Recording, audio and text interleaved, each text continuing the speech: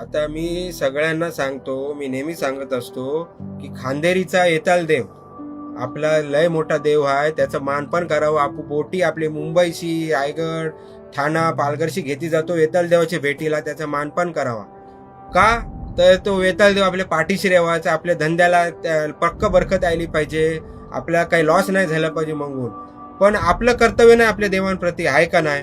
वेताळ देवाच्या 7 बहिणी हान, 7 बाया हान, त्या बहिणी त्याच्या येताल देवाच्या, त्यांचं स्थान काही आहे. वेताळ जो खांदेरीचा येताल देव आहे ना, त्याचेच जरा थोडं पुढे गेले एक मोठी बाव आहे, विहीर आहे.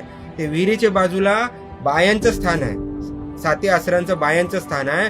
पण प्रॉब्लेम असा आहे की त्यांची मूर्ती आहे पाषाणाची, त्या विहिरीच्याच आसपास जय जय जल असते, जय जय पाणी असते, ते बाया असतात, जलांच्या बहिणी असतात.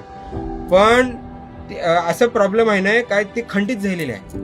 तुझी पाषाणी मूर्ती आहे, खंडित आहे. 7 बाया पाहिजे, त्यांची एखादी दिसेल नाही वगैरे. आणि मंदिर पण एकदम जुनाट, म्हणजे असं काहीतरी एक बांधून दिलेलं आहे स्ट्रक्चर. तर माझी विनंती आहे सगळ्यांना का एकत्र येऊया, खांदेरीला भेट देऊया, आणि यथाशक्ती ज्याला जमेल त्यांचं, मग ते प्रशासन असो नाही ते आर्किओलॉजिकल डिपार्टमेंट असो, सगळ्यांची मदत घेऊन आपण ते मंदिर एक छोटं खाली बायांसाठी उभारूया तिकडे.